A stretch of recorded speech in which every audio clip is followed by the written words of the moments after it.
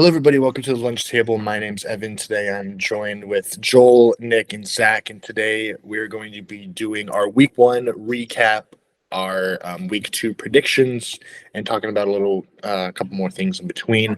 But before we begin, make sure to follow us on Instagram and TikTok at lunchtable.takes and to subscribe because we're getting close to 100 subscribers. So help us to continue to get closer to that.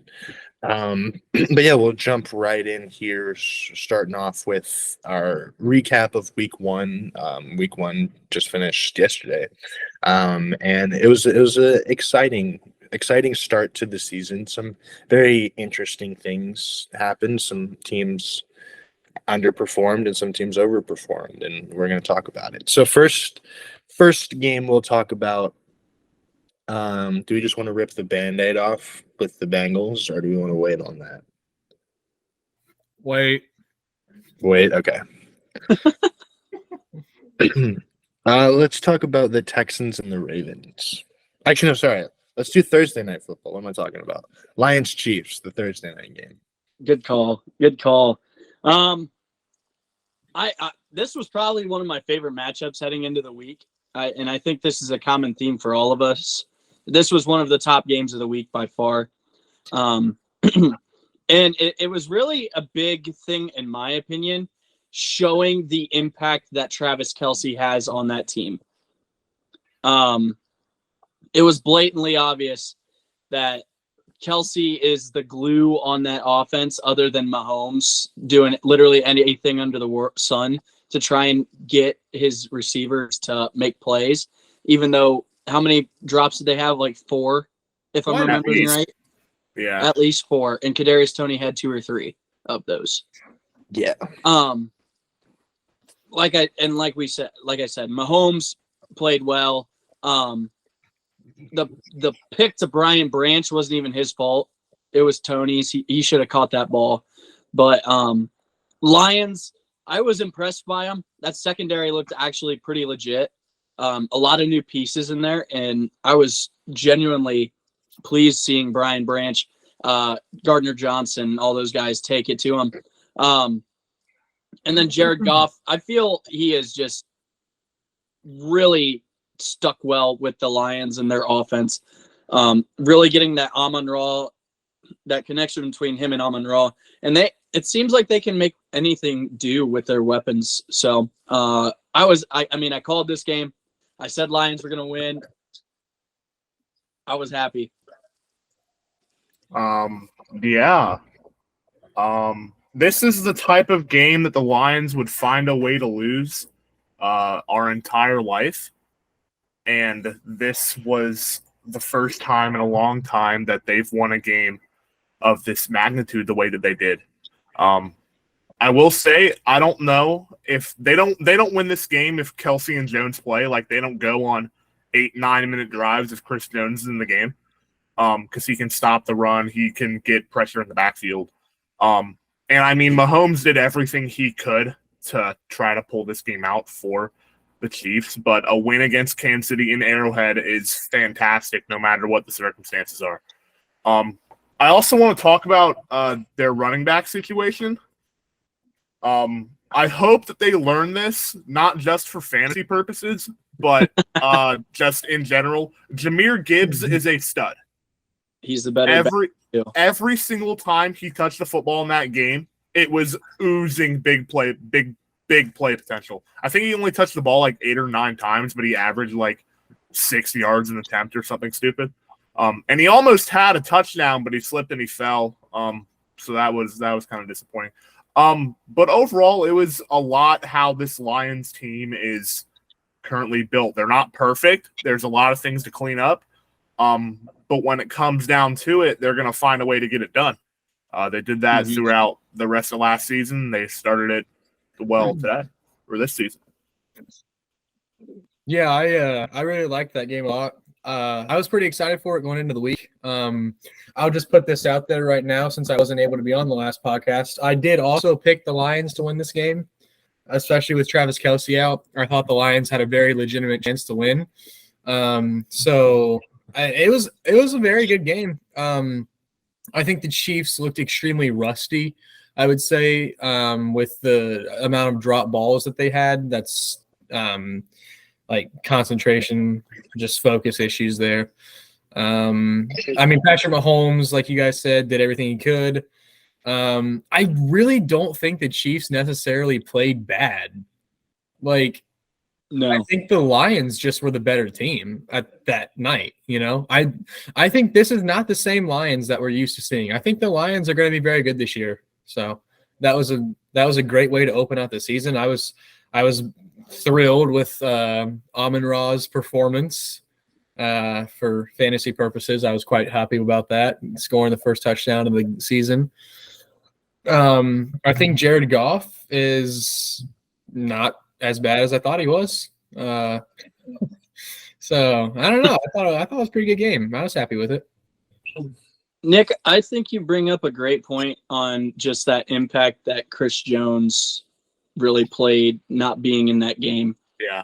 And the fact that he was there though too. That blew Yeah. Wasn't he in like a suite or something? He was in a suite Yeah. in Arrowhead watching the game, and I'm just sitting there. I saw that. I'm like, huh. Yeah. But the Lions they're not going on 8-9 minute drives against Kansas City with Chris Jones in the game. Like that was a big reason on why they pulled it out. He signed his deal, so He did, so his holdout should end Yeah, pretty soon. I was mad about that. Me too. I was hoping he would hold out a little bit longer. Good for the Chiefs, though. Till like week 17, maybe. Yeah. Well, then he would have came back for the playoffs, and then he would have been fresh, and it would have been bad too. True. So, I was hoping they would trade him. That would have been nice, but yeah, it is what it is. But I think it's gonna be interesting to see going forward what this Chiefs receiving room can do. Because I mean it's kind of the same issue it was last year, although I would say it's even worse than it was last year because they don't have Juju now. They're running a dude that got cut from the Giants or traded. Either way, they're running a guy that the Giants got rid of as their wide receiver one. So that, in my opinion, is pretty bad. Not something you want to be doing. Even when Travis Kelce comes back, in my opinion, that's still going to be an issue. So I think it's going to be interesting to see going forward how they address that or how these receivers can like perform and stuff. I mean, obviously we know it's going to be Travis Kelce getting pretty much everything, but I mean, you still got to have some kind of weapon on the outside. I will say, like, yeah, don't get me wrong. A lot of their wide receivers were rough, but I liked what I saw from Rashee Rice. I thought he looked pretty solid. He actually did look pretty solid. It's just, I mean, he's unproven, you just don't know yet. And Sky Moore didn't really live up to that week one hype that everybody was hyping him up to be either. I haven't seen the catch. No. He had 4 yards rushing on a sweep or something like that. Yeah, and then three targets, nothing. 0 catches. Like one clutch or something. Yeah. So I mean, it's week one. There's still plenty of time, but I will say Rice impressed me. I thought he looked solid, and yeah, we'll see what happens with Kadarius Toney. Yeah. What do you think, Evan? I thought it was a good game. I was going to point out about Jahmyr Gibbs, how, I mean, he only had 7 carries, but when he was getting the carries, like, he was making, like, phenomenal plays. Like, he had that one, like, half spin move that he did that was really nice, and I felt like every time he got the ball, something positive happened. So I'm really interested to see, like, the dynamic between him and Montgomery, who also played a good game. So they really have a two-headed monster there with Gibbs and Montgomery. So I'm interested to see how Dan Campbell and Ben Johnson are gonna put that together. And then I was really impressed with Sam Laporta. I thought he had a heck of a game. I think for Jared Goff to have another weapon outside of Amon-Ra St. Brown, I think is huge. Laporta had 5 catches for 39 yards, which isn't anything crazy, but if you watch the game, you could see he made an impact in the running game. He set a bunch of good blocks, and then in the passing game on a couple third downs, he was the guy that they looked at. So I think having him already as a rookie making that impact, I think is big. I think he's going to be really good for the Lions because, I mean, they had TJ Hawkinson a year ago, and obviously he's pretty good. So the Lions like to use their tight ends, and so I think Laporte is going to fit right in with them and give them another weapon so it's not all Amon-Ra St. Brown. Because if we're being honest, outside of Amon-Ra, their receivers are not great. So, I mean, Josh Reynolds has a decent game, but, he's not really a consistent guy. About to say he led the team in receiving on Thursday. Yeah, 4 receptions, 80 yards. I really liked Sam Laporta. Like, I was really impressed with how he played. I think he's gonna be a good tight end. I think I'm high on Sam Laporta, and I agree with literally everything you said. I'm questioning the Jahmyr Gibbs usage. That was probably like the biggest thing going through that game. Like, as I was watching it, that I was like, why? Like, what are they doing? Like, he barely touched the ball. I mean, David Montgomery's not bad and all. Like, he had a solid game, but like Jahmyr Gibbs is kind of your guy. Like, you used your top 10 pick on him. Like, I don't know. I'm interested to see what they do with him going forward. I think it would be kind of stupid for them to not like use him as like the bell cow guy or whatever. The big thing was, like, you saw the energy that he brought, because that one play, I forget what quarter it was in, but he bounced off, he could have been taken down, and then exploded for another, like, 7 or 8 yards. I don't know if you guys remember that play, but it was he ran outside, and he busted it for like 15, 16 yards. And then they put David Montgomery in and runs 2 yards, 3 yards, 2 yards. So, Yeah, so it definitely looks like, because Gibbs they said they were going to use him in a couple of like new packages, so he's going to have a lot more obviously receiving work, but he's not really like a workhorse back, because in college I think the highest like rushes he had was like 20 or something. So, I mean, which is a lot, but like he's not going to be a guy that you're just going to hand the ball off to every play. He's definitely a playmaking weapon. Like, absolutely, but he's not a guy that's going to have like high level carries, but he should be getting more than 7. Yeah, I think it should be more 50-50 with him and Montgomery. But first, I would agree. I like Jahmyr Gibbs in the receiving game though. Yeah. Also, one last thing to note about the Chiefs is Patrick Mahomes completed a pass to 8 different receivers, so he spread the wealth. Now, did any of them do anything? No, but 8 different receivers caught the ball. So it's like, you know how you see teams that do like, well, the Ravens are going to do this now, but you see teams that do like a running back by committee. The Chiefs run like a receiving committee. Like, they don't really have like anybody great. They do a running back by committee too.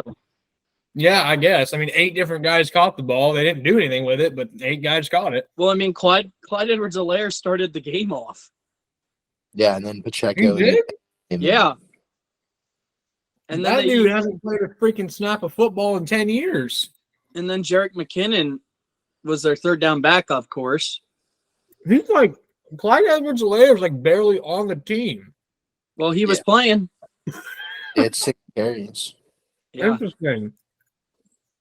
So I only remember seeing him like 1 or 2 times out there. Played a majority of that first drive. I like Isaiah Pacheco. Yeah, he's decent. Okay, yeah.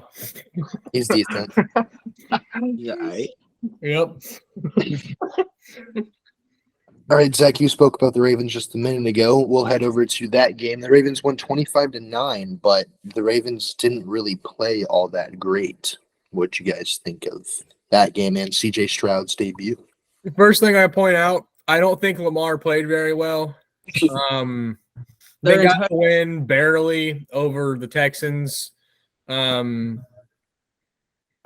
That was like a meh game. Like I said, I don't think Lamar really played that great. Like, he got the job done, but he didn't really do anything like spectacular. So yeah, that would be my well, and unfortunately the Ravens are right back to where they were last year with a running back by committee, because J.K. Dobbins just literally can't even like go Can't stay one healthy. day without breaking his bone of some sorts. So he's out for the year again, and I don't even know if he's going to play football again. This guy just can't stay healthy. You Yeah. feel bad. You do feel bad for him, but it just sucks, you know? I mean, it's almost like you expect it at this point. I mean, it hurt me. Obviously, you drafted him in fantasy. Yep. I wouldn't say Lamar played okay. I thought he played bad. Yeah. He had issues with ball security all game long. He only missed 5 throws, but an interception. I think he had like 2 fumbles. They fumbled twice, lost one. Yeah, lost one of them. I wouldn't say the Ravens barely beat the Texans. They were in pretty They were in control. They were in control for It was almost the close entire for second a while, half. though. It wasn't super convincing though. Yeah, that score didn't tell the entire game. No. I will say this: the Ravens' defense looks really good. They were getting pressure in the backfield all game long. With CJ Stroud. And CJ Stroud, he didn't have a great game, about 50% completion percentage, 240 yards. I think he got sacked like 5 times, but he evaded that many more.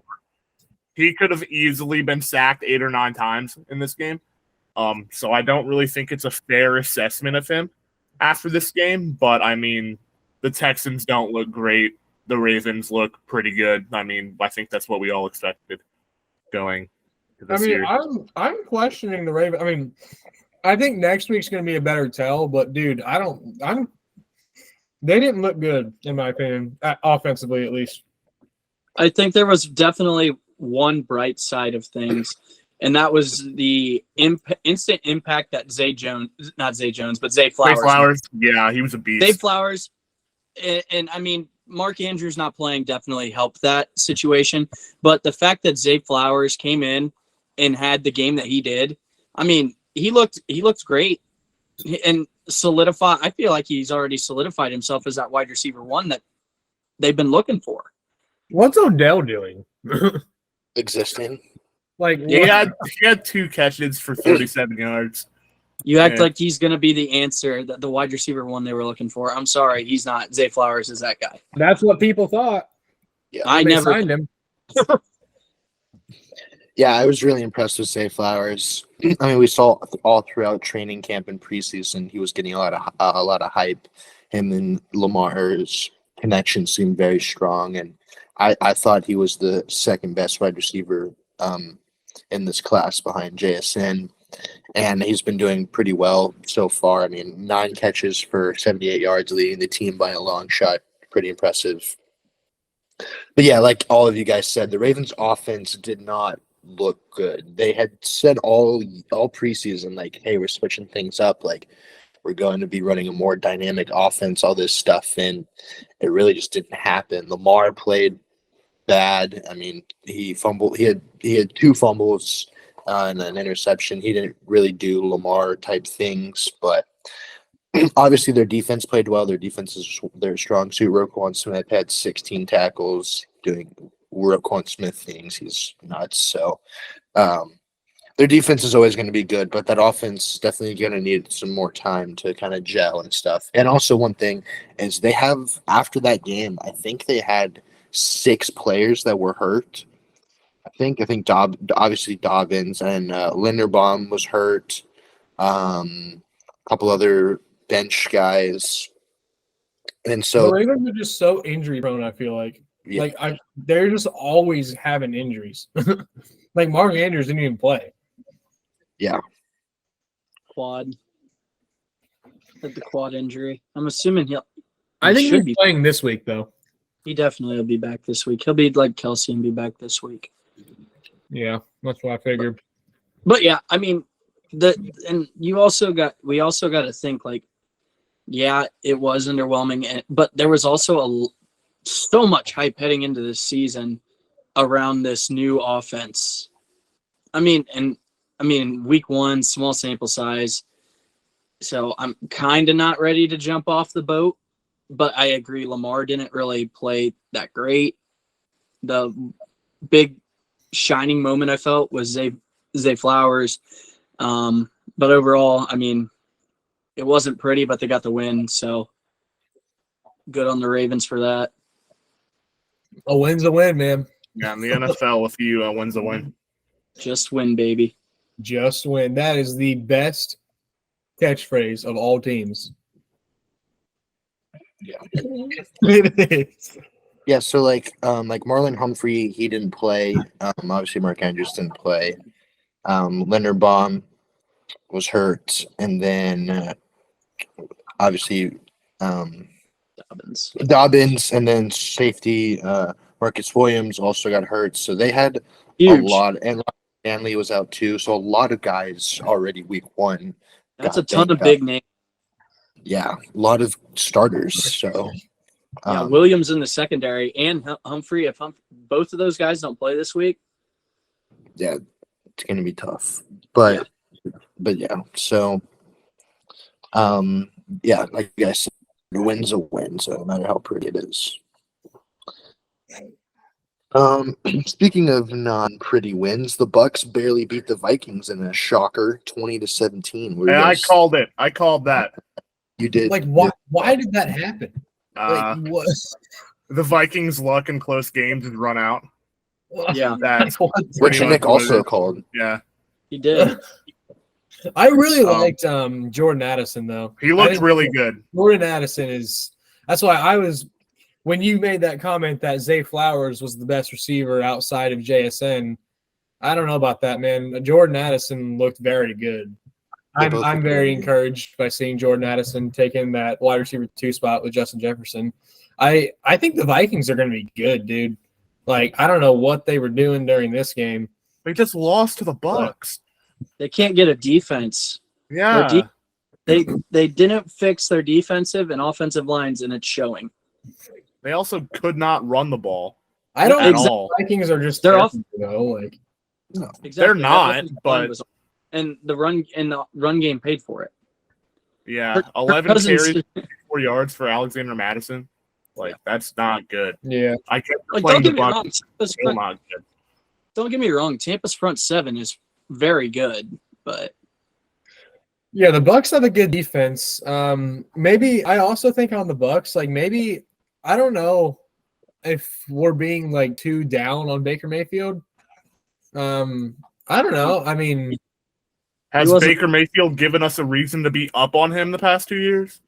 last year with the Rams, he played pretty well in that first game with the Rams. I don't know. I mean, not really, but like I'm just saying that like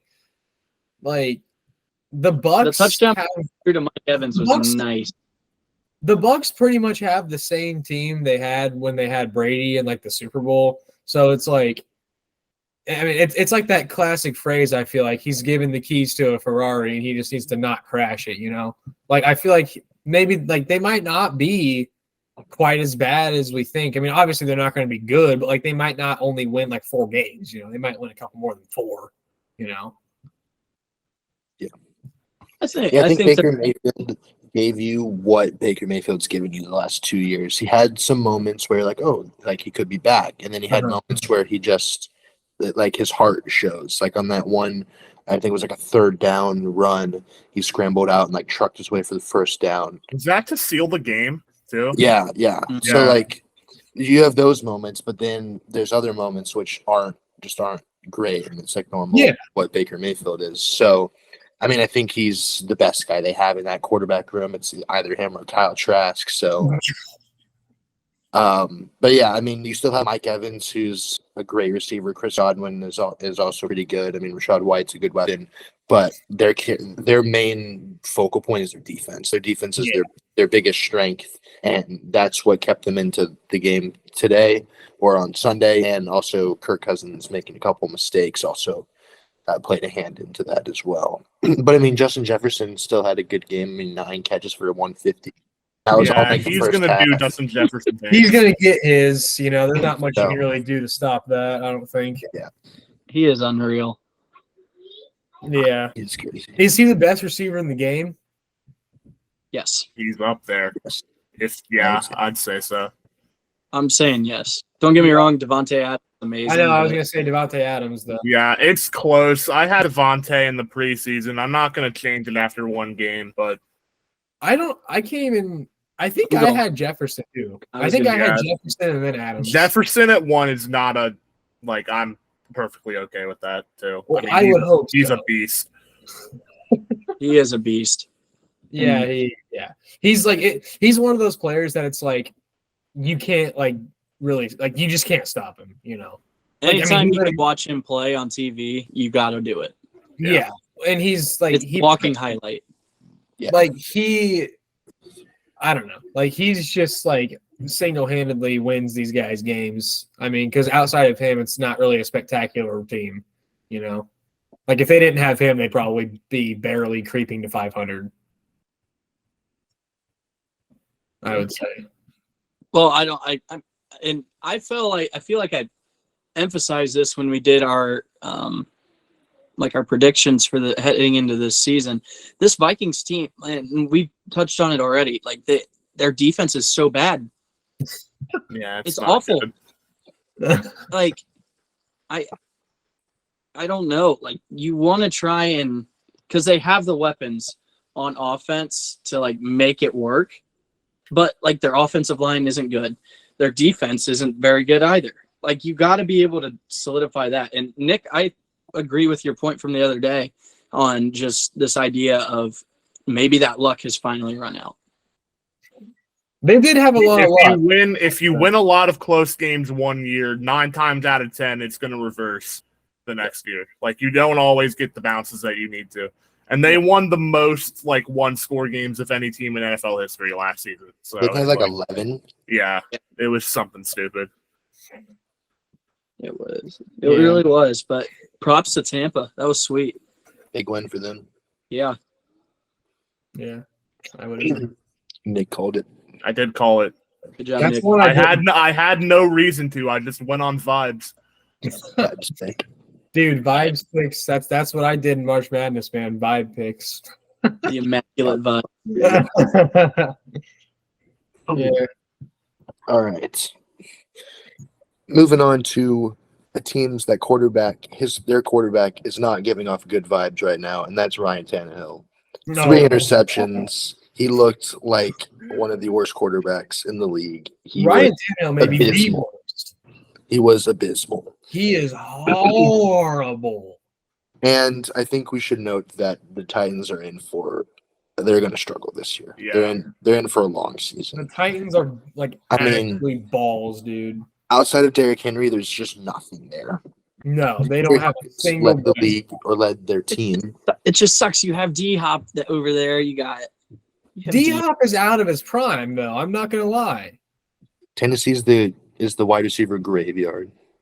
Dude, the Titans are horrible. Bad, dude. There went Joel.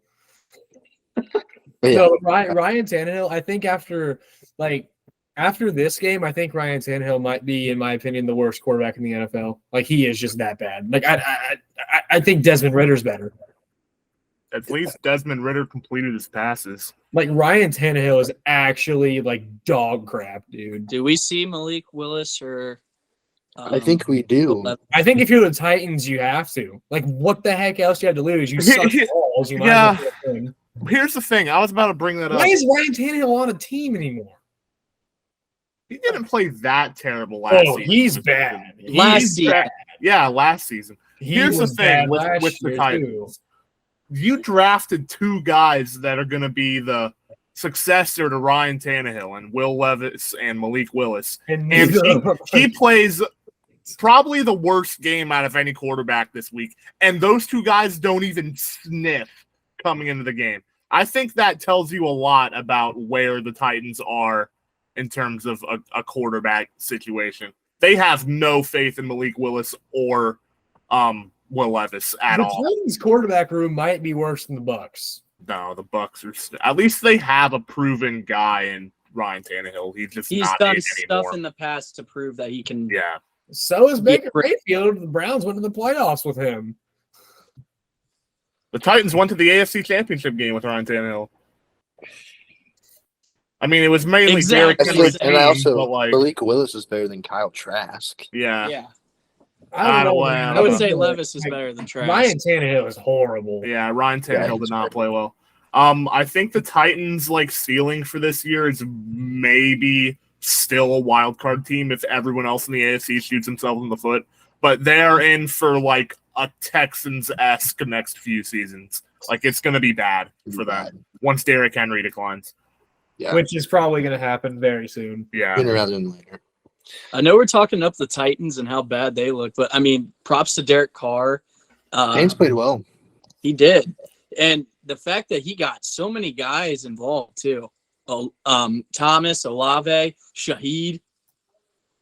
He looked Michael could take Thomas actually did things, which was surprising to me. 5 Shaheed catches, taking the 61 top he's off just that healthy. He's defense finally a lot. healthy. He's finally healthy, you know? Yeah. Rashid Shaheed, 90 Yeah. yards in the touchdown. I mean, that offense looked solid. I mean, They only put up 16 points, but like, but that Titans we got to give It that was Titans enough to win. defense more props than what they get. The Titans defense is better than what people think, especially Yeah. against the run with Yeah. Jeffrey Simmons up the middle. Yeah, it is. But they don't have an offense to go with it at all. Their offense but is that pretty that's much just doesn't insane. even exist. That's exactly what we're saying. And the Saints defense is still elite. I Yeah. mean, you still got Marshawn Lattimore, Demario Davis, Cam Jordan. Cam Jordan. And Jordan. Cam Jordan, Tyrann Mathieu, all those guys. So, yeah, I mean, Chris Olave he started off right where he left off last year. 8 catches, 112, looked phenomenal. Started off a little low, but He did exactly what we thought he would do coming Yeah. into the season. And yeah, I mean, obviously the Saints aren't fully there yet because I mean Kamara's not playing and Kendrick Miller didn't play on Sunday either. So that hurt their running game a little bit. So they were forced to kind of pass the ball a lot. I mean, Carr had 33 passing attempts, but Carr played well. I thought he played better than I expected him to. But yeah, it was kind of a weird game. It was like very sloppy on one end, but then the other team couldn't really capitalize on those opportunities. So it was kind of a weird game. But Saints barely made it out. I thought Derek Carr really didn't. I thought he played pretty well. I mean, because I think everybody was kind of like, "Oh, Derek Carr is terrible," which I mean that might still be the case. But I mean, I think he played pretty well though. Mm-hmm. So that was probably. I mean, if you're a Saints fan, that was a Right. encouraging sight. All right. Moving on to the Falcons and the Panthers. Battle of 2 Rookie of the Year candidates, Bijan and Bryce Young. What you guys think of give me them Falcons, baby. that game? Yes. I love their two-headed monster of a backfield that you have with Bijan and Tyler Algier. That's going to be deadly. Arthur Smith, come on, baby. I will say the same thing I have always said about this game, and that Arthur Smith should be fired immediately. He got to win. I think that the Falcons have too much talent to be the mediocre or less than mediocre team that they are. They literally have, like Joel alluded to, a monstrous two-headed attack in the backfield. And they have used Drake it. London, who is a freak receiver. They have a generational tight end talent, and Kyle Pitts. The dude's like 6'4", 250, runs a 4.4. And they just don't even use him. So I don't led the care league that in they receiving won. that game. What are you talking about? What? With Wait, 2 what? catches. He had 2 catches for 44 Yeah, yards. that's dude. my point. He should have a lot more than that. And Drake London I did not don't have care a that single they're a catch. run-first team. I mean- That's okay to be a run-first team, but your monstrous tight end should have more than 2 catches. I'm sorry. So Okay. I don't.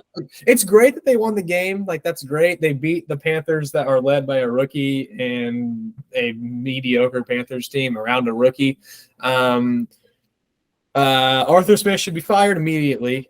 That's my. He literally won the game. I know you have some He work. won. He should be fired. Oh my God, let me check. He won Ryan's got some The Arthur Falcons Smith should be words. better than they are. He's got to stop with this talking about how he doesn't care about fantasy football he's gonna. I mean, I get he shouldn't worry about playing football, but like if you're not gonna use Drake London or Kyle Pitts, your two stars, like it makes no sense. Doesn't make any sense. Doesn't make any Thank you, sense. Ryan. Thank you. Arthur Yeah. Smith should be fired. really used immediately. Bijan. Don't care what he won.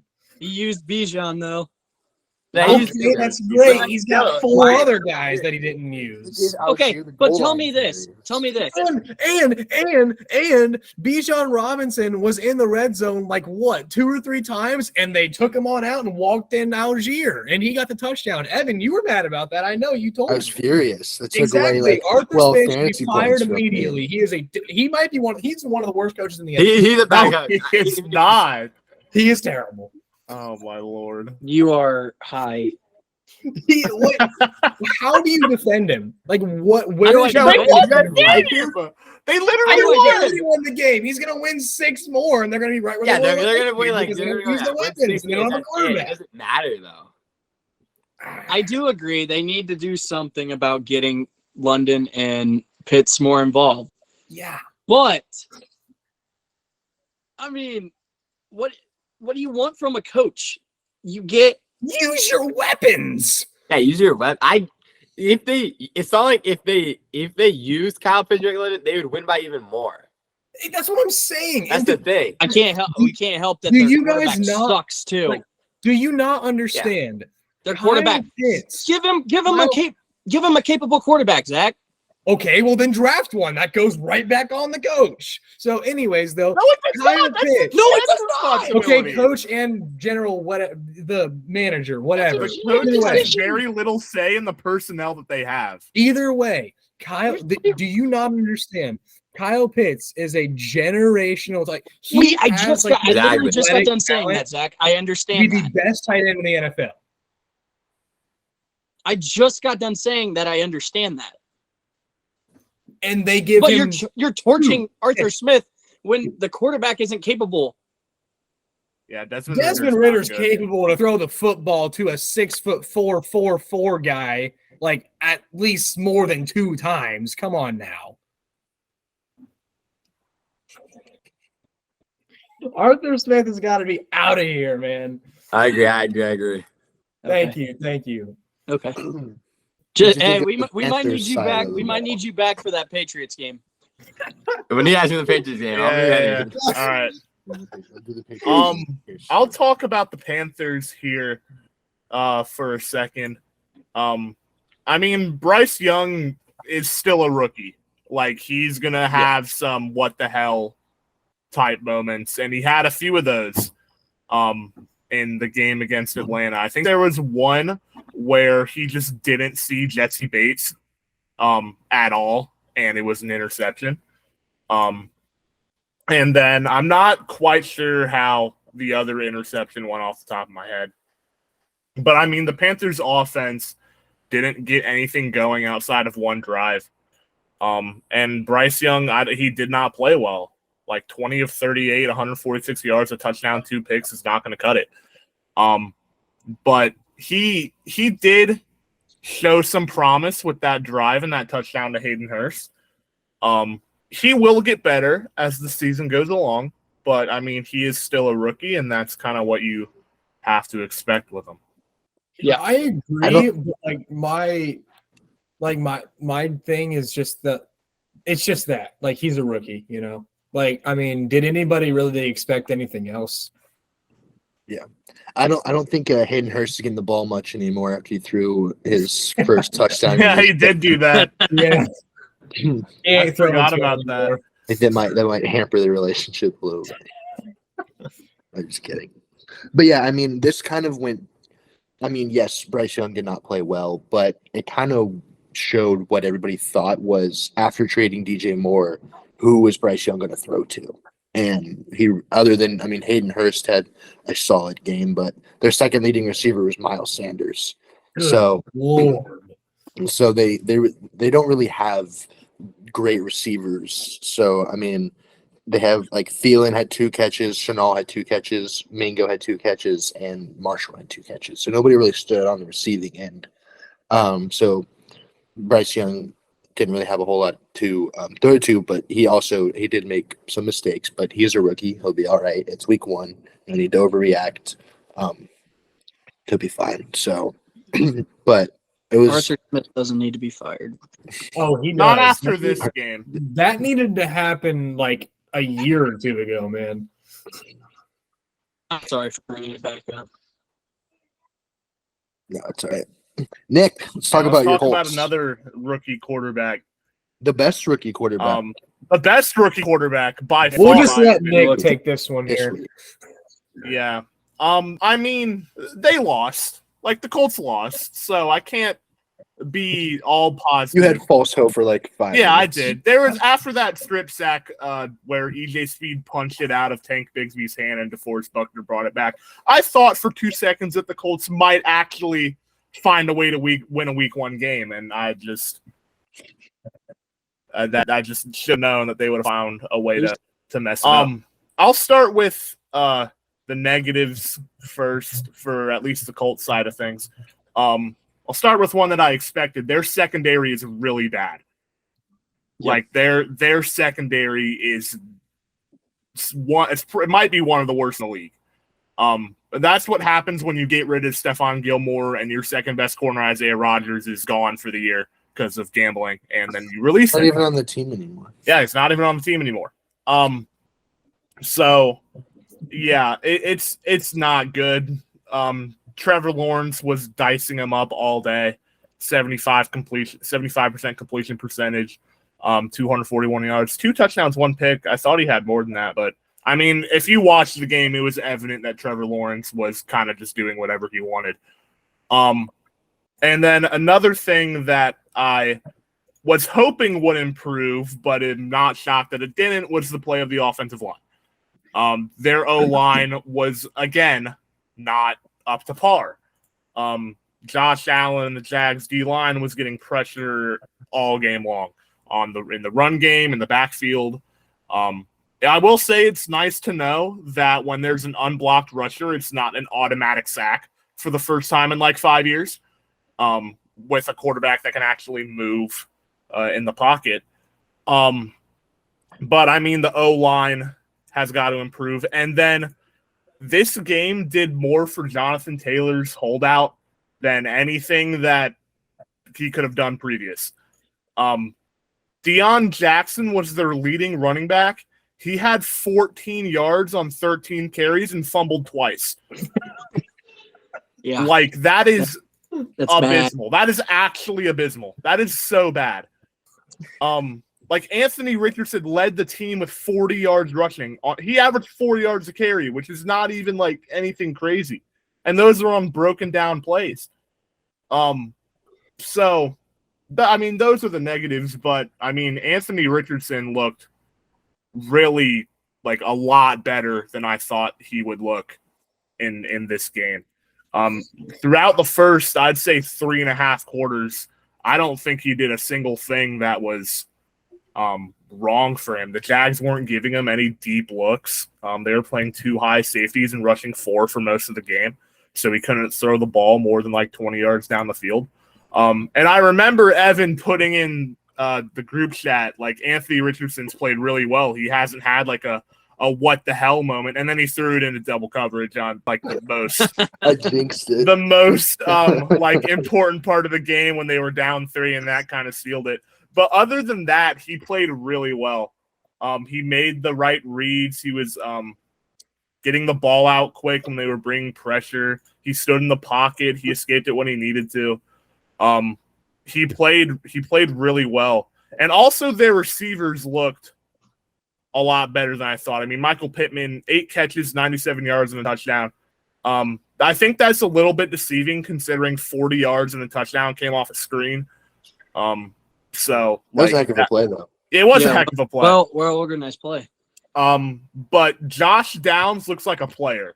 I know he only had 3 catches for 30 yards, but you could feel his impact, whether he was in the slot or on the outside. He was commanding attention throughout the entire game. So as a whole, I can't really give teams like too much praise when they lose, but I mean, you're playing a team that I have incredibly high hopes for.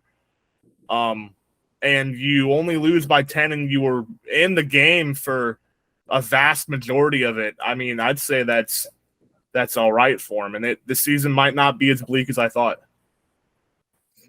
I think you bring. Week one.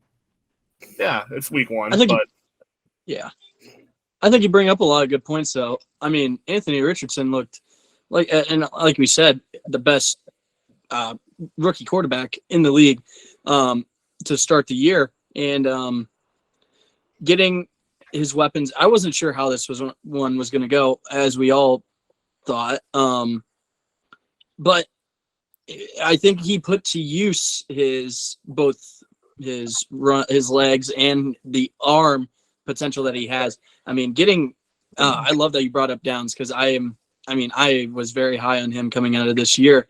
And Nick, me and you have talked about this before. But like the fact that he was able to connect with Pittman, I know that one was a screen, but the fact that he was able to connect with Pittman right away was something that I felt was a big thing for that offense to use going forward. I thought they were going to win it for a second there, and then, stuff happened. Yeah, I was actually impressed by Anthony Richardson and some pieces of that offense.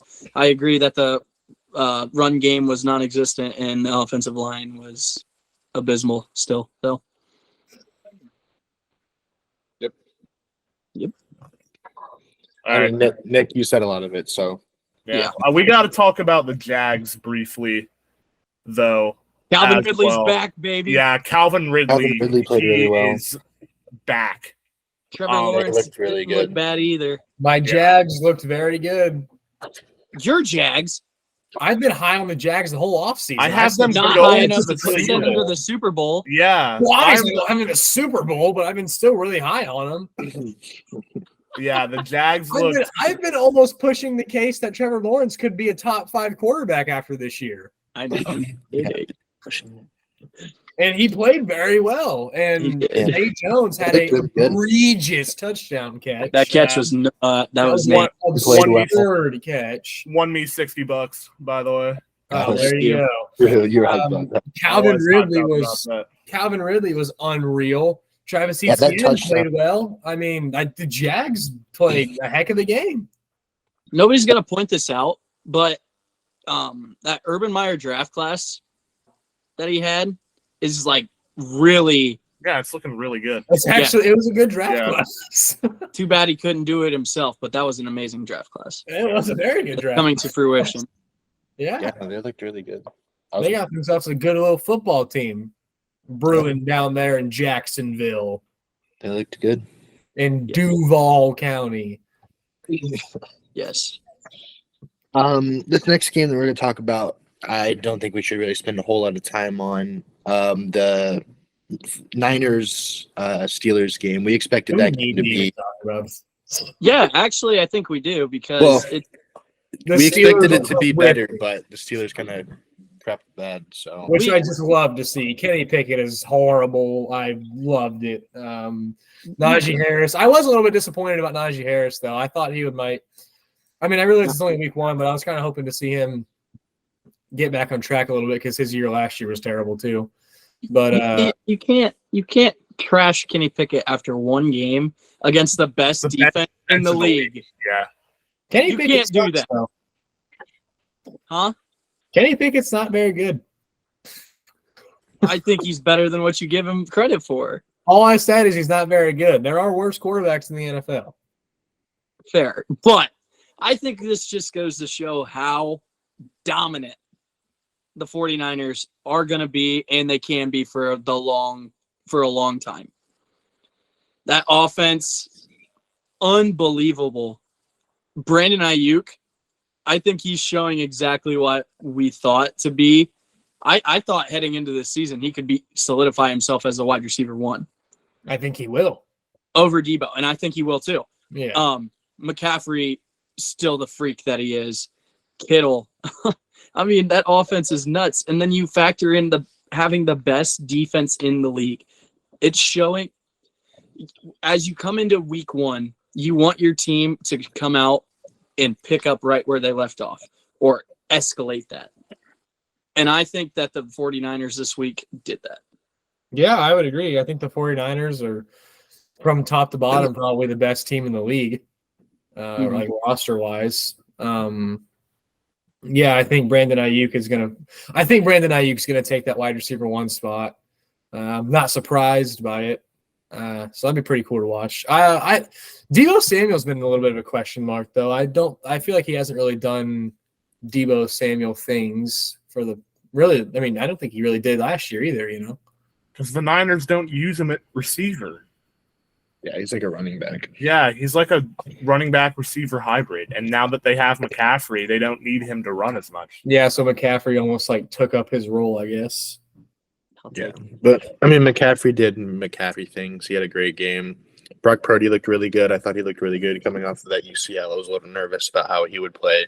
Didn't look like it affected him really at all. Speaking of the 49ers, so Fanatics has a new sports book. Did you guys see my story the other day about my free jersey? Oh, we did see that. Yeah. That's cool. Free McCaffrey jersey for doing a bet on their new page. That's hype. Did you choose McCaffrey jersey? Absolutely. Why McCaffrey is my favorite player in the league. Christian McCaffrey is my favorite player in the league. Do you own a Bengals jersey?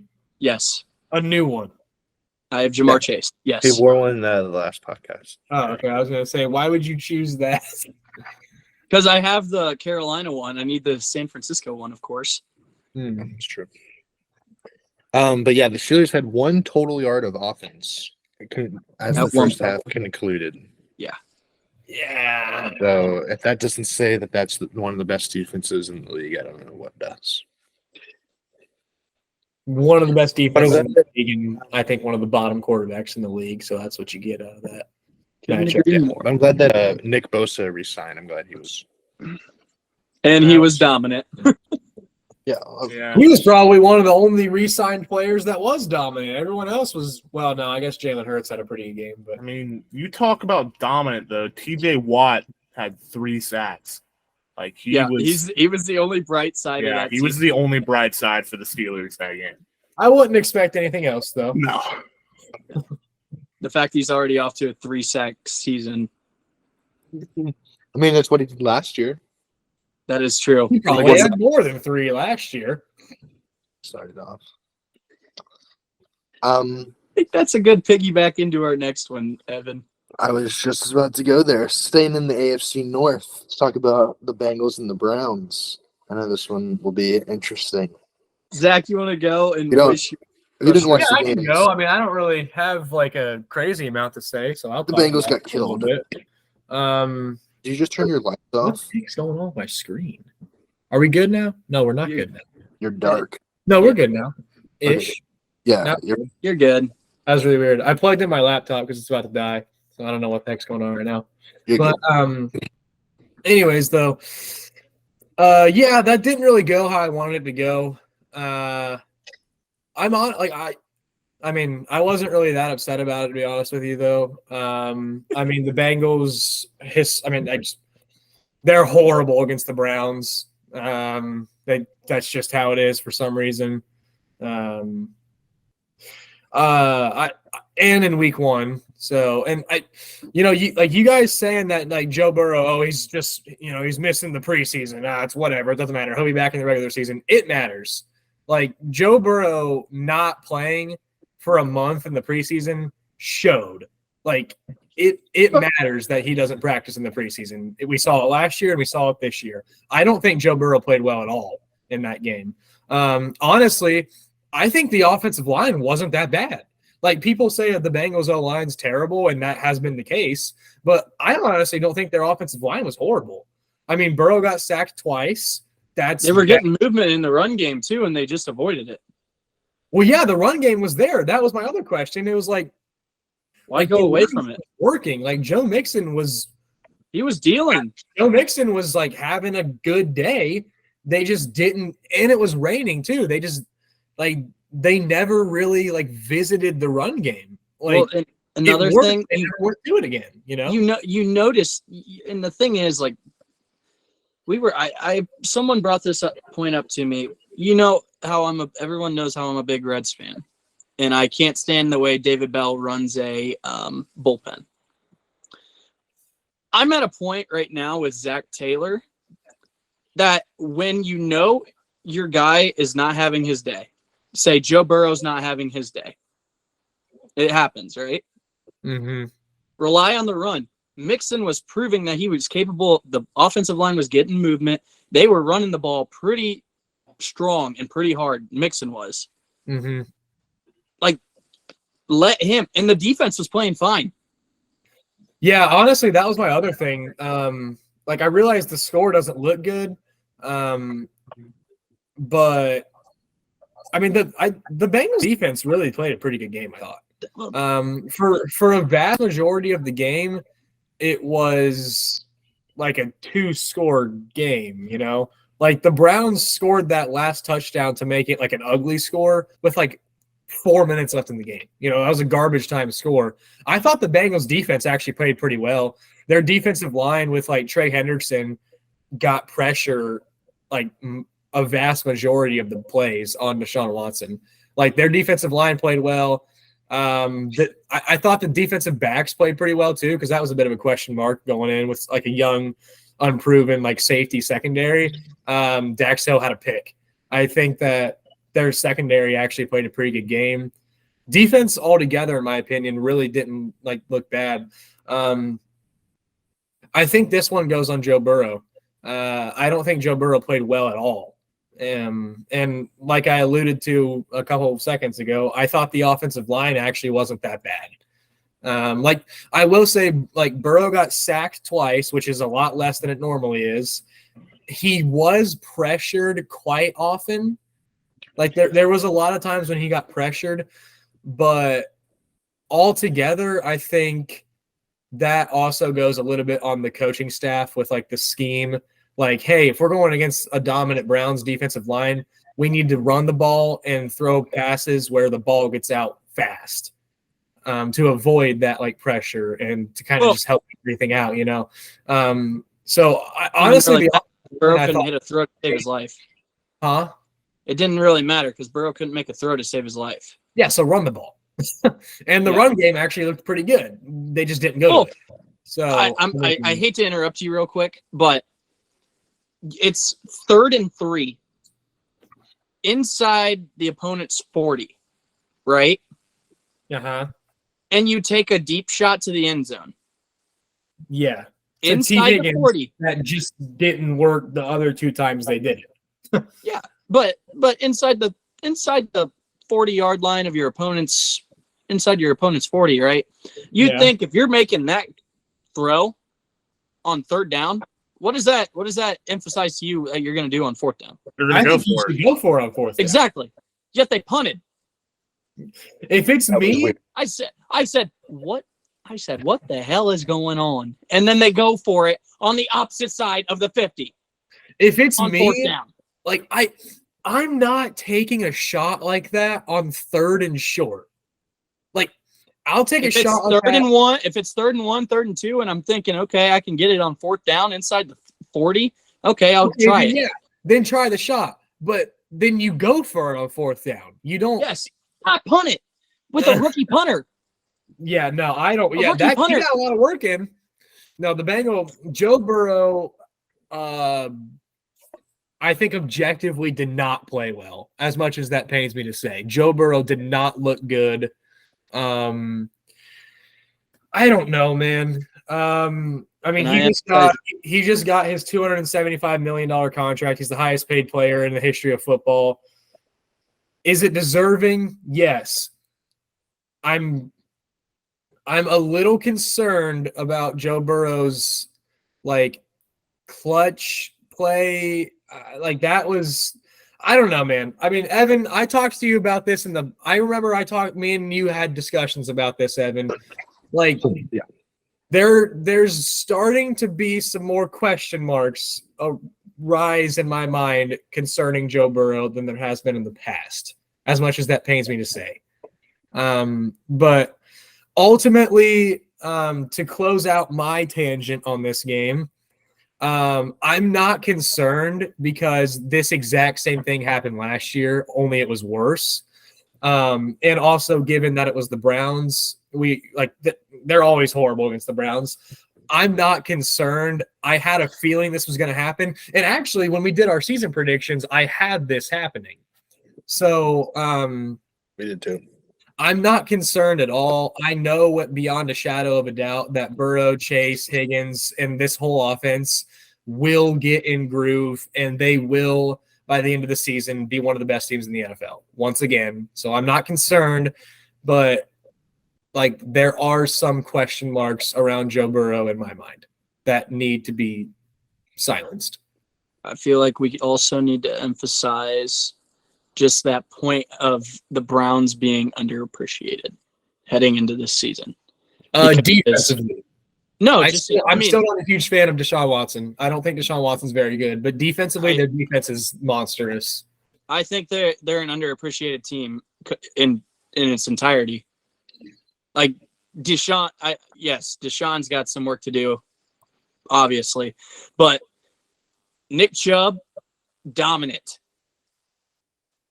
And then that defense, it competes to be up there with one of the best, especially that front four. Yeah. I mean, the Browns, Nick Chubb, in my opinion, is probably the best back in the NFL. So, I mean, yeah, there's that. But I think for me, it's still mainly their defense because, Nick, I know that you are high on Deshaun Watson. I know Lucas is high on Deshaun Watson. I don't really think Deshaun Watson's that good.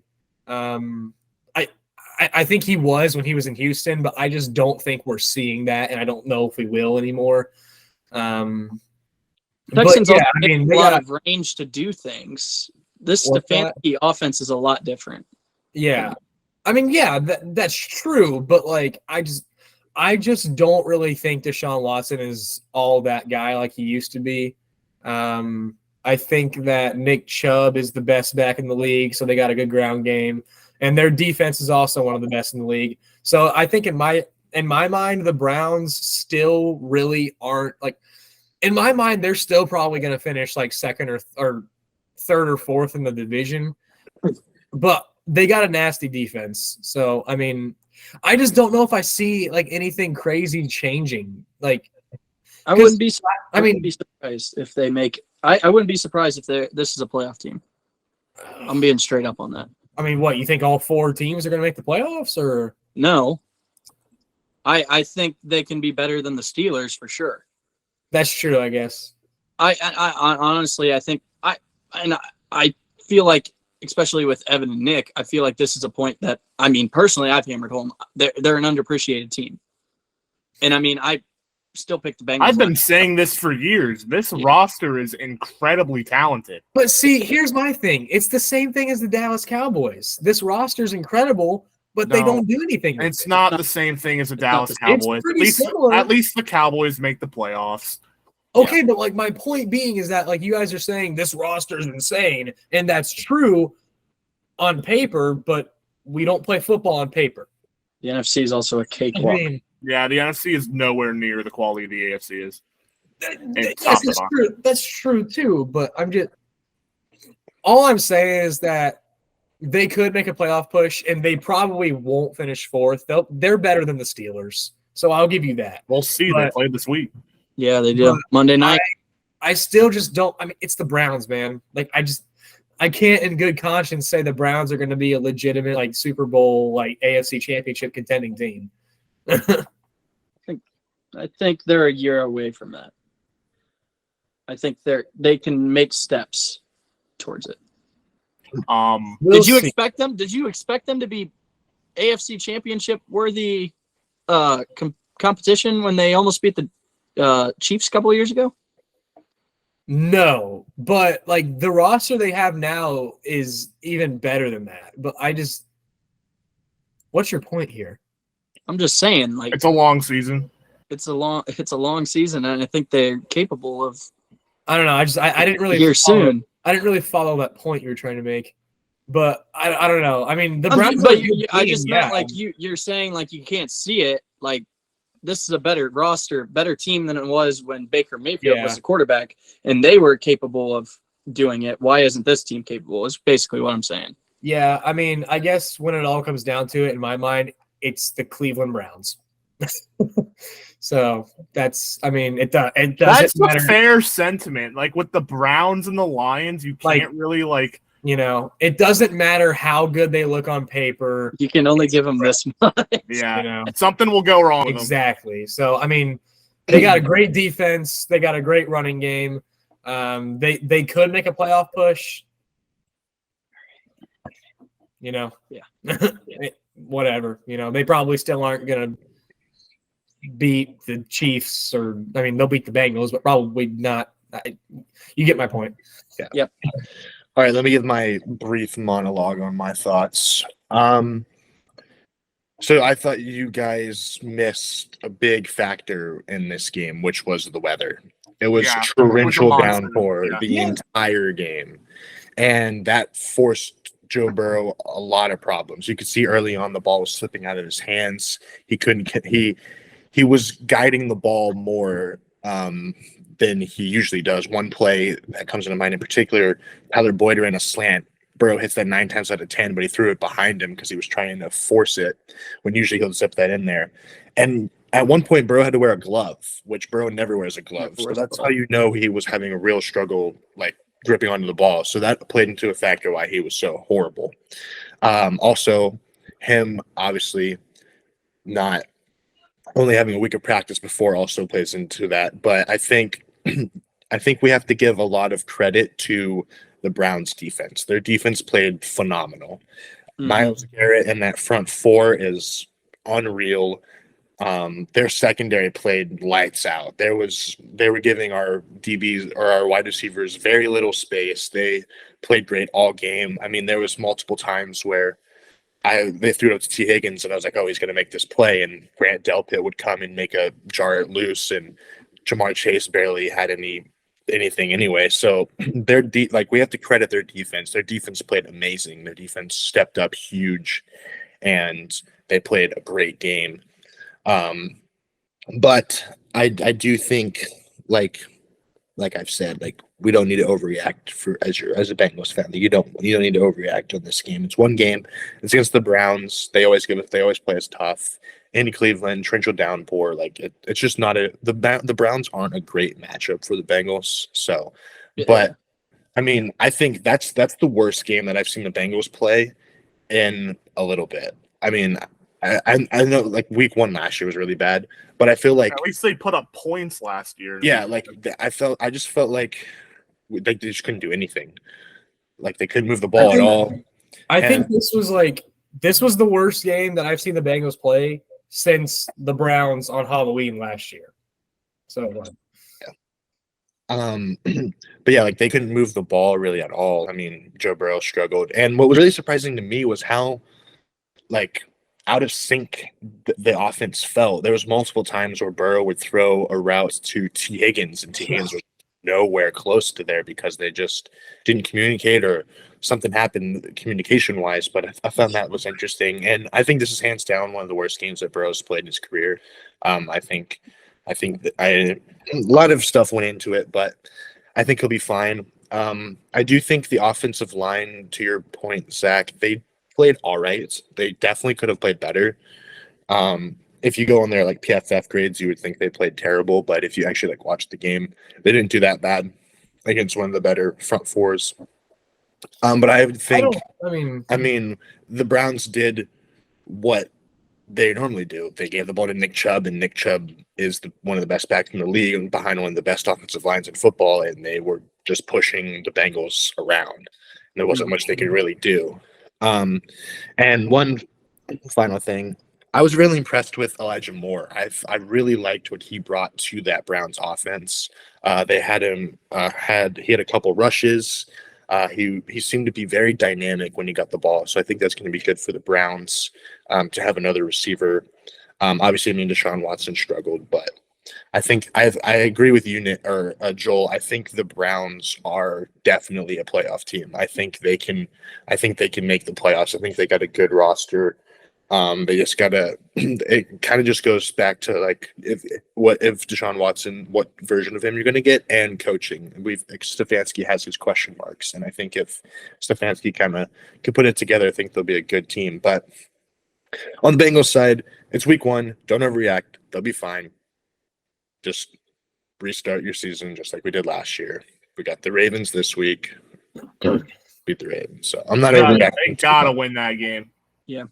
I think the two of your points, so the weather, my thing with the weather, run the ball then. Like, don't try to force the passing game. Like, Joe Burrow's not playing well. Don't try to force it. Run the ball. It was working. That's my thing. Yes, I agree. Yeah. But then, offensive line, yeah, I mean, they definitely could have been better, but I just didn't like at face value, like I didn't feel as though it was as bad as it was like last year against the Browns and on Halloween. Like, Burrow just got the crap beat out of him. He was running for his life almost every single play, pressure immediately almost every play. Like, I didn't see it quite that bad, Yeah. All right. Let's move on. I'm not going to go through every game due to time, but we'll touch on 2 or 3 of the big ones. Dolphins Chargers. That was an electric game. Offensive game. Just quick thoughts on that. The Dolphins are real, dude. Like I just had to eat my words and shut my mouth on Tua. Like, Tua's legit, dude. He's really good. Like, he had a heck of a game. I mean, yeah, I just my thing with Tua was mainly just like the concussions, and I was just unsure about him. I felt that he really hadn't shown. I don't know. I don't know if I want to say that even, but I don't know. I just had some question marks personally with Tua, but I think those are gone now. I think Tua is a top 10 quarterback in the league for sure. He played very well. Tyreek had a outstanding week 1 performance. The Dolphins offense is. I bet that really pains you to admit, Weaver. I've had enough of that, and I'm still not changing my take on that. I feel like you need to give the Chargers some props too. Kellen Moore did a great job with that offense, in my opinion. Yeah, especially using that 2-headed back. I know it hurt people that if you're a big fantasy person, that's going to hurt your Eckler stock. But I mean, that's going to be good for them in the long run. Keeping Eckler up, keep him healthy. He just hurt his ankle. Yeah, he'll be fine. He'll be all right. but it's just like I mean, I thought Kellen Moore did well bringing in that new offense. Yeah, Herbert didn't pass for as many yards as I thought he would, but I mean, you're still putting up 34 points. They did something right. Yeah. But yeah, I think you hit on it very well with Tua, Tyreek Hill, Jalen Waddle. That offense is insane. And I mean, you knew this was going to be an offensive frenzy as is, but I'll still give that defense a little bit of credit too. I like some pieces on that defense. When it came down to it, they made a play.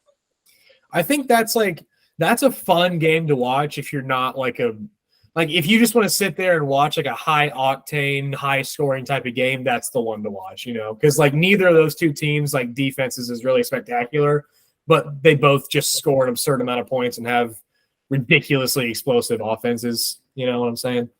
Fair. I mean, yeah, that was my game of the week. Going into this, because I truly think that's going to have massive playoff implications down the line. And it delivered, man. I remember I had a few of my friends over. We were playing cards, and every single time we'd look up, there'd be another touchdown in that game. Yeah. It was insane. That's the best game I've seen Tua play in the NFL, because he had to make a few real big boy throws. I think there was a 3rd and 10 where he had to step in the pocket and throw it into almost double coverage to Tyreek Hill for a 40-yard gain on their game-winning drive. He's not making that throw a couple years ago. No, I have changed my Tua takes after this game. Tua is the real deal. He's a good quarterback. 466 yards, 3 touchdowns, and an interception. Tyreek. In week 1 too. Yeah, Tyreek That's Hill. impressive, I mean, dude. 215 yards, 2 touchdowns, and 11 catches. He's an absolute freak. And I mean, the Chargers as a whole, I think the Chargers had a more balanced game. They actually ran the football, which was surprising to me. They had like 200 yards on the ground, which is a lot more than I thought they would. But I mean, a great game. Tua's legit. We know how good Herbert is. Both these teams should be in the playoff discussion for this entire season. I think something that should be pointed out even more, like to praise like Tua and like the Mike McDaniel and the Dolphins team in general is just doing that in week 1. Like I feel like it is really like it's hard to win every game in the NFL, but it's hard to win like that and like actually play that well in week 1 offensively, you know? Because I just feel like you don't have a lot of film on the other team, maybe. Like I feel like there's just a lot of question marks that go into week 1. And to play that well offensively just right off the bat, I think is very impressive. Yeah. Yeah, I mean, you guys said everything, so I don't really have anything else to add. But I'll start off the conversation with this next game. I would like to talk about the Eagles and the Patriots because I thought that was a good game, but we got to move on. So I'm going to talk about the Bears and Packers game because I feel like that one's a good one to talk about. Jordan Love. Yeah. Oh, Jordan Love. week. Jordan Love's debut, 245, Jordan 3 Love. touchdowns. He played very well. He looked really good. Aaron Jones had a very efficient day. And I think even without Christian Watson, I mean, it didn't seem to really hurt them too much. Luke Musgrave looked good as a rookie tight end. He's my dynasty tight end, so I was glad to see that. I like Romeo Doubs had a big game. He had a really nice 50-50 ball that he caught in the end zone. And I think this Packers team is going to be fun to watch. I like their offense. Their defense brings some stuff as well with obviously like Devondre Campbell, Quay Walker had a good game, Jair Alexander doing what he usually does. So I really like this Packers team. I think it'll be fun.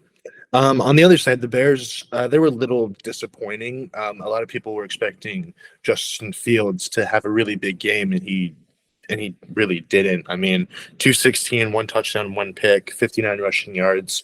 Not horrible, but not really what we expected.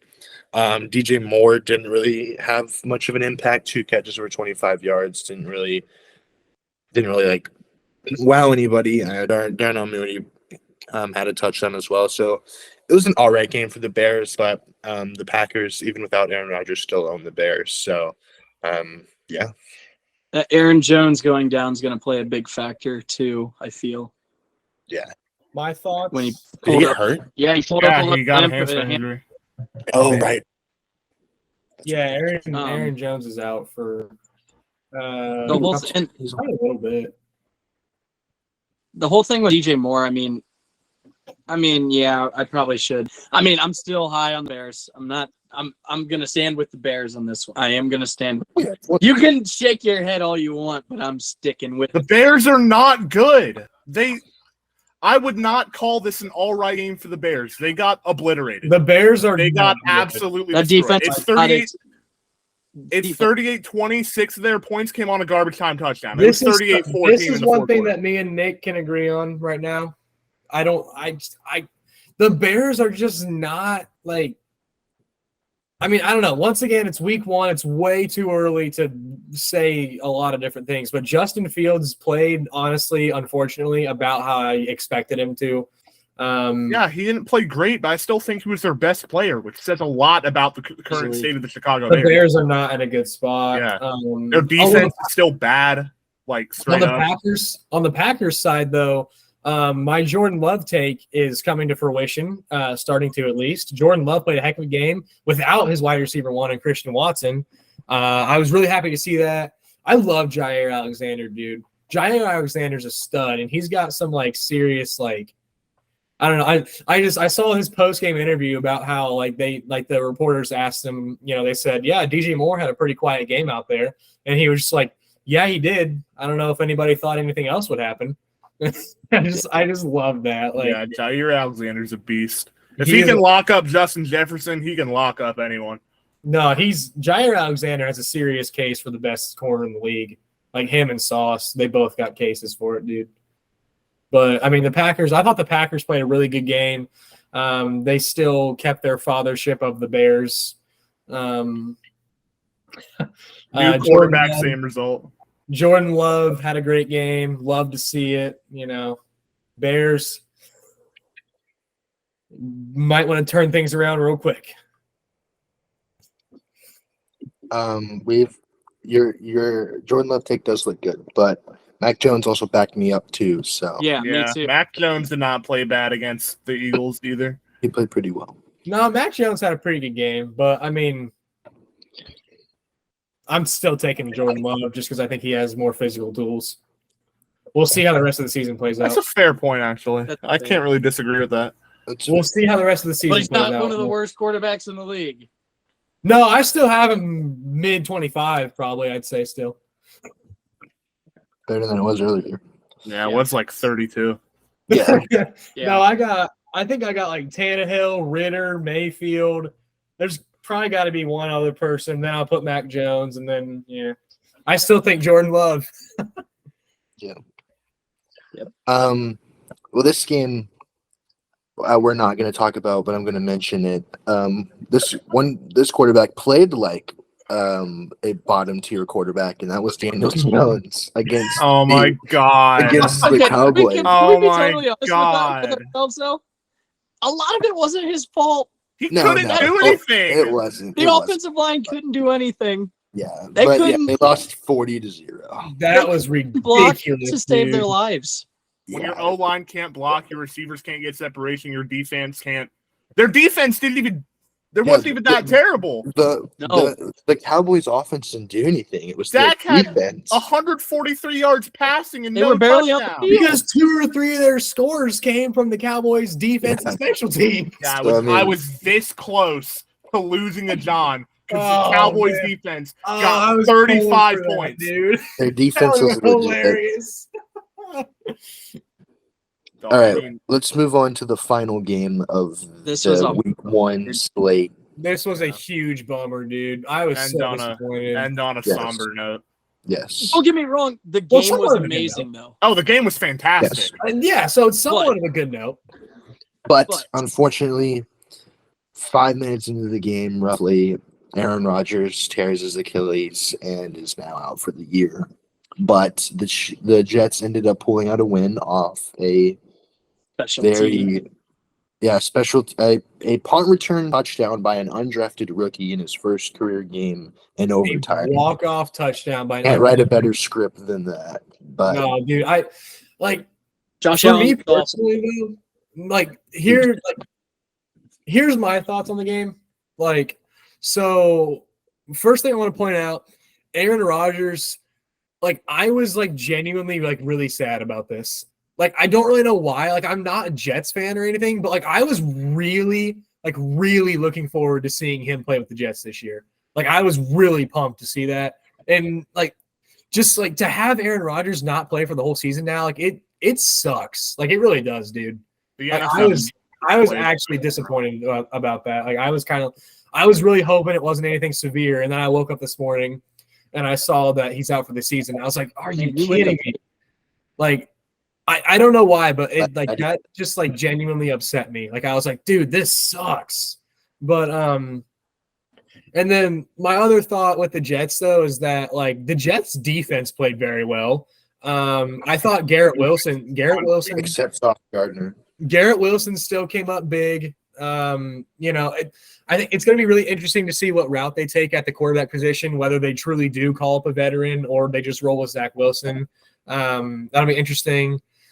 I'd like to see them call up Tom Brady.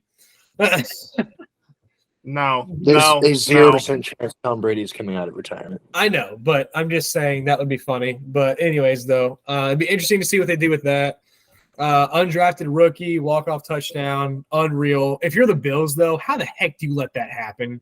I mean, come Yeah, on. this is an inexcusable loss. The for- Bills for were Buffalo. horrible. Like the Well, Bills' defense wasn't that Not bad. the Bills, Josh Allen. Josh Allen was horrible. Josh Allen was bad. Josh dude. Allen straight up admitted. He said, "I'm the reason we lost this game." Well, He he had was 4 turnovers. like, dude. Josh Allen just did not play. Josh Allen is so like he's just We're so talking- this with the football. Like We talked about Dak going into this year and his turnover issues, but we didn't say a word about Josh Allen's. I think Dak's like going into this year, Dak's turnover issue was still like worse. But like, I mean, I think the reason we covered it up though is because Josh Allen still wins games and is still a very good quarterback. Dak Prescott is iffy. But anyways, we're not talking about Dak Prescott. Josh Allen was bad. He's very careless with the football. That was not a good look for the Bills at all. Huge contrast to the Bills week 1 last year where they beat the Rams like 50-14. So yeah, that not a good loss for the Bills at all. Josh Allen and that offense is gonna have to figure some things out. I thought their defense was okay. Jets defense was phenomenal though. Diggs was the best stud. It just really sucks to see the Jets like pretty much back right where they were last year. I was so excited to see Aaron Rodgers play for this team, dude. Both defenses showed that they're capable in this game, I feel. Yeah, And it was a good defensive game. But also, Stephon Diggs proved that he's that guy. He cooked Yeah. us all game. Yeah, that's true. Good night. Roy But Young. yeah, no. But yeah, Um, great way to finish it. It was. I Just, will say this about the Jets. I don't think their season is completely over because I think their defense is that good. Yep. Like, if they go with a veteran route at quarterback, I think they can be kind of the Niners of the AFC in terms of, like, have a stellar defense, close to all-pro players at almost every position. I mean, Breece Hall played well. Garrett Wilson's a stud. Their defense is unreal. But if they roll with Zach Wilson, he's not the guy. Like, I've said this for years. He's not the guy. I think that they're gonna have to make some calls. Like I don't know who they're gonna pick up, but like, I mean, I know you guys laugh, and I know it's probably not gonna happen. But I told Evan this morning. I told him I was like, if I'm the Jets, I'm actually gonna call Tom Brady. It's like, not at least happening. call him. it's not happening. It's You not watch his retirement. Okay, You you watch might his say that, halftime but at least speech. call him. Yeah, did you watch his speech? Brady's? Yeah. Oh, That- the that Patriots game? No, I didn't watch the speech. I mean, yeah, it's probably not going to happen. He said But this like- book this page is closed in my chapter and I'm glad. He's like I'm not coming back out of retirement. Basically what he said. Well, sucks for the Jets then, I guess. I don't know who to call. But What I saw- yeah, okay, but So- that leaves guys like Matt Ryan. You don't want Matt Ryan. You don't want Matt Ryan. don't I'm want tell- Matt but that's my point. That's what I'm trying to emphasize here. Do you want to bring in a guy That's like a what we Matt Ryan or a Nick Foles, or do you want to have a guy? I mean, you guys are gonna flame me for saying this, but I'd much rather take Zach Wilson than I'd take over those two. I mean, I probably would too, just I because agree. Zach Wilson's at least younger and can learn. I mean, And has- yeah. He more of a knows the future, offense. He's but- been in it. But But, like- would you take Zach Wilson or would you take a guy like Jacoby Brissett or Andy Dalton or Jameis Winston? I'm going still with going any Zach of those Wilson. three. I would I'm take going a with Zach Jameis Wilson. Winston for sure. I would take Jameis Winston. I'm going with Zach Wilson. But like, Zach Wilson needs more time under Aaron Rodgers. Like Zach Wilson's not ready to take the reins yet. Like they've got What'd to you find draft some him with the sort of second veteran. overall pick then for? Like, I don't know what why are they did, but the plan I think for the Jets is Aaron Rodgers plays for a couple more years. Zach Wilson learns for those years, and then Zach Hopefully. Wilson comes in and takes the reins. Like I think that's kind of the plan, but it's just not. It's too soon. Zach Wilson's still bad. Like they got to get some other veteran in there. I don't know. I just don't think it. I don't think they're going to bring in a veteran. I I don't think they will either, but if they don't, I think their season's over. I think the AFC is too good. I would agree. Evan. I'm not going to say anything about the game, but I just have a question for you guys. Is this the last time we're going to see Aaron Rodgers in the NFL? I could see it. I could see this being the last time. 39 years old, turning his Achilles. A complete rupture too. It wasn't like a partial tear. No. That thing you could see it like birth. Yeah. Like in the play. It's incredibly unfortunate, but I think this will be the last time we see Aaron Rodgers step on an NFL field. You don't think he's going to try to come back next season? No. I don't know. He Why? was this close to retiring straight up. And But now he's like, he coming off a torn was Achilles. loving his time. Like he was loving the Jets and loving New York. Yeah, he was now he's got a It's out of his year. control. Yeah, he's got a year minimum of intensive rehab ahead of him before he can even think about stepping on an NFL field again. I mean, he's going to have to do that either way, unless you just want to walk around with a torn Achilles. Well, yeah, but like, Would you rather? I mean, it sucks. Like we've said multiple times, it happened like the way it is. But you have something as freak as that happening. Like you come back. I mean, do you want to keep putting yourself through the wear and tear? Like, do you want something? Like, is it going to catch up with you? Is it finally catching up? I mean, I don't know. I sure hope not. But I think it is a thought. I think it might be the harsh reality. I think he might have played his last game. I mean, if you think about it, he's 40 years old. Ruptured his Achilles. That's, like Nick said, minimum 1 year. And the Achilles injury rehab is not fun. Like, it's hard. And you've seen people rupture their Achilles and they're never the same after. And so I think Kobe was. It's Kobe Bryant, like and KD, and that's Kevin Durant. Yeah, they're two freakish athletes. So, but I mean, just if Rodgers wasn't 40, I would say he can play. But at 40 years old, I think you just gotta see the writing on the wall. Say I've done all I could in my career. I'm gonna go down as one of the greatest quarterbacks ever, and I think you just have to hang it up. Sadly. I mean, like, maybe because he's 40, but like I don't know if an Achilles is like a career-ending injury. it is. At his age, it absolutely is. At 40, but if you're like a normal age playing, I mean, Well, look at talking J.K. about Dobbins, like honestly. NBA terms, yeah, like Dobbins, but like NBA terms, like DeMarcus Cousins, when he was with the Pelicans, he was one of the best players and the best centers in the league. Tore his Achilles, hasn't found a team since, and he's 33.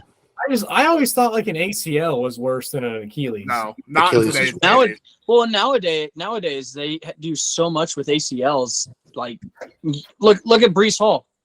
Yeah, he's back like less than a year. But like Achilles, like ruptured Achilles, very well could be a year and a half recovery. Exactly. Which for Rodgers probably would be a year and a half. He doesn't have that kind of time left anymore. Interesting. So, well, hopefully you're all it wrong. really sucks. I think it's his last. Really sucks. I think it could be his last game. Sucks. All right, quickly, we're going to go through week 2 predictions because I got to go here soon. Starting off with the Thursday game, Vikings-Eagles. Who you guys got winning that one? Give me the Eagles. I will also be taking the Eagles in this game, but I think it's going to be a good game. I'll take the Eagles. I don't think it's going to be close. Okay. I'll also take the Eagles. Starting off the Sunday slate, Raiders-Bills. Raiders-Bills. The Bills. They're going to get. We're going to go easy with this one. Yeah, I'll take the Bills. Although Josh Allen's got to clean up his turnovers. They'll get back on track. Yeah. I I'm going Bills as well. I think the defense will help him out in this one. Yeah, for sure. Chiefs-Jags. This is an interesting matchup. This will be a good game. Where is this one at? In Jacksonville. I'm going Jags. I expect Travis Kelce and Chris Jones to be back, so I'm going to take Kansas City in this game. You know what? Give me the Jags. Jags going 2-0. Chiefs falling to 0-2. Give me the Jags, man. I'm high on these boys. I'm going to go with the Chiefs because I don't think Patrick Mahomes can start the season 0-2. He cannot start a season 0-2. That's not You guys are probably right. I would love it if you did. If you did, that would be great. But You guys are probably right, but hey, be different, remember? be different. Wait and see on Sunday, boys. Yes. Yep. Chargers-Titans. Chargers. Titans are terrible. Chargers. Yeah, I'll go with the Chargers in this game. Chargers. Bengals, Ravens. Zach, go ahead. I'm taking the Ravens. Whoa! Really? Yeah. I'm sticking with our season predictions. I had the Bengals starting out 0-2 in our I season forgot about prediction. that. That's true. And I forgot about the that, too. Bengals, I did too. I don't know, man. This one's in. It's in Cincinnati. I think it's a good game, though. I'm going to go with the Bengals in Cincinnati. And I hope I'm wrong. Yeah. As much as I want to pick the Ravens, I'm not going to. I think the Bengals have to win this game because of how they played in week 1, and I think they will. So I'll go with the Bengals. I'm going Bengals as well. Panthers, Falcons. Give me the Falcons. No. Ooh. I'm going to take the Packers in this game. I think this could be an actually I interesting. think it could be too. I think the Packers looked way better than the Falcons in week 1. Go, Pack, go. Jordan Love, baby. Arthur Smith, baby. Fired. I'm going to go with Joel on this one. I'm going to go Falcons. Big win here by the Falcons. Let's go. Lions, Seahawks. Lions. I think are hot. I think this game ended like 48-45 Seahawks last year. I could see it could. What am I saying? I could see it being another high scoring game. I'm gonna go with the Lions though at home. Zach. I said Lions. Give me the Lions. Oh. Lions, Joel. Give me the Lions at home. Why not? I'll go Seahawks just to be different. I thought about it. I was thinking. I know you did. Colts, Texans. Oh gosh. Gosh, is Anthony Richardson gonna? Yeah, Nick. He Anthony should. Richardson, good. He should. Is He was Anthony walking. Richardson good, Nick? I'll look up the Anthony Richardson report. I think he's all right. Let's come back to this game. If Richardson plays, I'm taking the Colts here. All right, we can come back to it. Do you want to come back to it, or you? Yeah. Yeah, we can. All right, Bears, Bucs. Oh, that's a rough one. Give me the Bears. I got to stick with it. Well, give me the Bucs. You suck. I'll go with the Bears. I think they're a more dynamic offense. I'll go with the Bucs. I think that Bucs like defense. good defense. Yep. Cardinals. It says that the Colts are not concerned about Anthony Richardson's knee injury, and he said he will be fine. All right. So I'm assuming he's playing. So go back to that. What do you guys think, I'm going to take the Colts with Anthony Richardson playing. Nick? Before last week, I probably would have taken the Texans, but with the way the Colts played, I think I'm going to roll with the Colts in this one. Be different, Texans. All right. Done. I'll go with the Colts. Giants, Cardinals. Oh, jeez. Giants. The Giants have to win this game, right? Yeah. You can't tell me Josh Dobbs is gonna. Oh gosh. It's just not going to happen. No. I sure hope not. 49ers, Rams. Gosh. Niners. I was Give me actually the Niners. surprised with this Rams team, by the way. The Rams played very well. They looked The Rams did play well, but give me the Niners. This team is stupid. I'll go Niners as well. I'll go Niners. I'll go Rams. I'll be, Be different. different. Yes. Good. Jets, Cowboys. Cowboys. Pick the Cowboys. This is not a hard decision. Dallas Cowboys are winning this game. Cowboys. Cowboys. I wanted to be different. Broncos, Commanders. The highlight of the 425 window. That's just a that's just a like barf game. Like, that game just like makes me want to throw up. The colors are ugly. The teams are ugly. Like, yeah. Broncos. I'll take the I would have to watch it. Broncos. That's so bad. I'll go Denver, I guess. Evan. That game is just vomit. I'll go Broncos. All right. Sunday night game. Dolphins, What Pats. is this the Sunday night game? Dolphins Patriots. There's really not a whole lot of like great. I mean, they could have put Chiefs, Jags, or Ravens, Bengals. well, they're Sunday double night. head. There's a double header on Monday. Yeah. know, but still. They should have made the Chiefs game the Sunday night game Yeah. or the Bengals game. Okay. So what are your picks? Dolphins, Pats. I'm taking the Dolphins here, The, riding that highway. the Dolphins can't ever win in New England, so I'll take the Pats here. I'm going Patriot. I'm also going Patriots because of what Nick said. Doubleheader Monday night. Saints Panthers started off. Saints. Saints are taking it. I'll go Panthers. I think they kind of got to win if my Panthers prediction is going to pan out. I go Saints. Then the final game of the week, Browns Steelers, 8:15 on Monday. I'm going to take the Browns. I think the Browns are going to go 2-0 here. The game is in Pittsburgh. The Steelers defense is as good as Cleveland's. I'm going to take the Browns. They're not the Browns, the Steelers in this one. I'm gonna go Browns. I'll go Steelers. Make it even. An even split, baby. All right, that's going to wrap it up for us today. Hope you all enjoyed. Football is officially back. Week 1's come and gone. Now we're looking forward to week 2. Should be a good slate of games. Like we said last podcast, we're going to be getting every week after the Monday night games on Tuesday. We're going to be recording, and then it'll be up on Wednesday. So expect that. And then if anything else goes on, we'll talk about it. So yeah, thank you all for listening. Hope you all enjoyed. Make sure to like and subscribe if you did. And we'll see you guys in the next one. Peace.